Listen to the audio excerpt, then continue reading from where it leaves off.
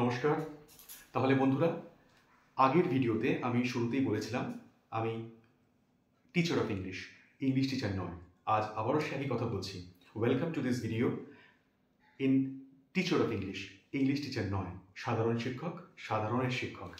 কিন্তু কেন English teacher নয় সেটা দেখাবো। তার সাথে সাথে আরও দেখাবো বেশ কিছু ভুল প্রয়োগ, বেশ কিছু ভুল ইউসেজ আমরা করে চলেছি অনবরত। সেগুলোকে ঠিক করে নেওয়া যাক।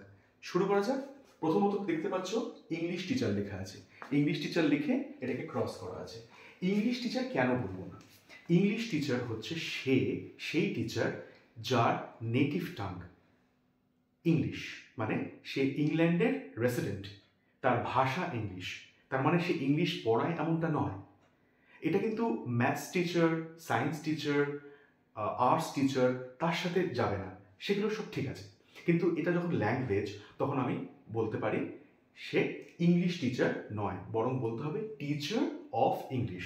ধরে নেওয়া যাক আমার কথা, আমি তন্ময় স্যার, আমি একজন বাঙালি, তাহলে আমার সাবজেক্ট ইংলিশ, আমি ইংলিশ পড়াই, কিন্তু আমি কিন্তু ইংলিশ নই, মানে আমি কিন্তু ইংরেজ নই। ইংলিশ বলতে কিন্তু ইংরেজ দাঁড়াচ্ছে ওখানে। তাহলে আমার পরিচয় কি বলতে হবে? আ বেঙ্গলি টিচার অফ ইংলিশ। এটা হচ্ছে পুরো বাক্যটা। শর্টে আমরা বলতে পারি না অতটা। তাই ইংলিশ টিচার কথাটা যদি আমরা সময় কমানোর জন্য কখনো বলে থাকি, ঠিক আছে, কিন্তু সঠিকটা আমরা জানবো টিচার অফ ইংলিশ। বন্ধুরা, এক্ষেত্রে আমি আরেকটা কথা বলি, সবাই সমানভাবে এতটা নাও নিতে পারে, তাই সবাইকে শুধরানোর দরকার নেই। আপনারা নিজেরা জানুন যে কোনটা সঠিক। টিচার অফ ইংলিশ, মনে রাখবেন, ইংলিশ টিচার নয়। ঠিক আছে? Teacher of English. বেশ। পরেরটা মিউচুয়াল এগ্রিমেন্ট। দেখুন এখানে মিউচুয়াল কথাটাকে ক্রস করা আছে, স্ট্রাইক অফ করা আছে। তার মানে মিউচুয়াল মানে কি? একটা পারস্পরিক বোঝাপড়া। আর এগ্রিমেন্ট মানে কি? সমঝোতা। তো মিউচুয়াল এগ্রিমেন্ট কথাটা যে আমরা বলে থাকি, ভুল। শুধুমাত্র এগ্রিমেন্ট। কারণ এগ্রিমেন্ট বা বোঝাপড়া, সমঝোতা সবসময় মিউচুয়ালি হয়। মিউচুয়াল বলেই না এগ্রিমেন্ট, তো তার মানে তো ডিসএগ্রিমেন্ট হয়ে যেত, তাই না? শুধু বলে বলে সবাই শুনছে, মানে এর মুখ থেকে ওর মুখ, ওর মুখ থেকে তার মুখ প্রচারিত হচ্ছে, মানে আমরা সেটাই বলতে শুরু করে দিই। সবসময় তাই করবো না, একটু বুদ্ধি করে বোঝার চেষ্টা করব যে কি দাঁড়াচ্ছে। পরেরটা চলে আসি, কাজিন ব্রাদার, সিস্টার। আমরা বলে থাকি she is my cousin sister, he is my cousin brother. Cousin brother, cousin sister, এখানে ব্রাদার বা সিস্টারটাকে কাটা আছে, কারণ শুধু কাজিন কথাটাই। কাজিন মানে কি? এখানে পিস তত দাদা, মাস তত বোন, জ্যাক তত, কাকা তো, ভাই বোন যাই হোক না কেন, শুধু কাজিন বললেই যথেষ্ট। For example, Riya is my cousin. এবার রিয়া তো কোনো ছেলের নাম হবে না, রিয়া মেয়ের নাম, তার মানে কাজিন মানে ও আমার কাকা তো বোন বা দিদিই হবে।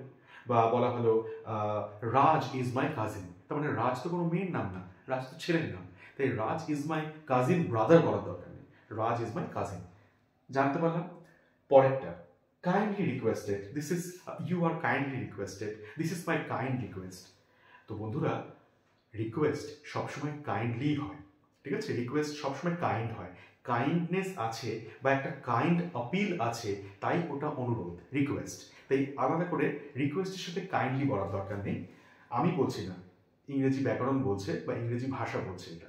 তাই শুধুমাত্র আমরা বলবো you are requested, you are requested, kindly বলবো না, কেমন?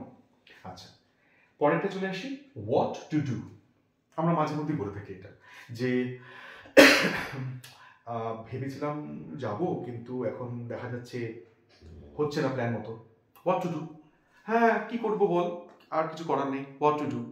হোয়াট টু ডু নয়, আমাদের বলতে হবে এখানে what am I to do. দেখা যাচ্ছে পরিষ্কার, what am I to do. তাহলে আমরা আজকে থেকে হোয়াট টু ডু বলবো না, what am I to do, আমি কি করতে পারি, কি করা যায়। আমরা হয়তো ভাবি যে বাংলায় যেটা বলি, কি আর করা যাবে বল, তার মানেই হচ্ছে হোয়াট টু ডু। এই হোয়াট টু ডু কথাটা জাস্ট শর্টেন একটা এক্সপ্রেশন, মুখে মুখে প্রচারিত হয়ে আসছে। আসলে বলতে হতো what am I to do. শেষ। অল রাইট, আমরা বলি that's all right, all right, যাবি তো, অল রাইট, করবি তো, অল রাইট। কিন্তু স্পেলিংটা আমরা বলছি ALRIGHT, অনেকে এখনো তাই জানেন যে এটাই অল রাইট স্পেলিং। আমরা কি বলবো? আমরা বলবো ALL all RIGHT all right. Fine. So are you okay with my proposal? Yes, that's all right. All right. All right. ঠিক আছে? আচ্ছা, এরপরে আরেকটা বলে আমি শেষ করব, সেটা হচ্ছে নাম্বার 7। আমরা বলে থাকি ভীতু মানুষ বলতে গেলে coward man. Coward man, coward মানে কাপুরুষ। এবার কি বললাম? কাপুরুষ। তাহলে কাওয়ার্ডের মধ্যেই তো পুরুষ কথাটা আছে আলাদা করে, তাই আলাদা করে কাওয়ার্ড ম্যান বলতে হবে না। কাওয়ার্ড মানেই হচ্ছে কাপুরুষ।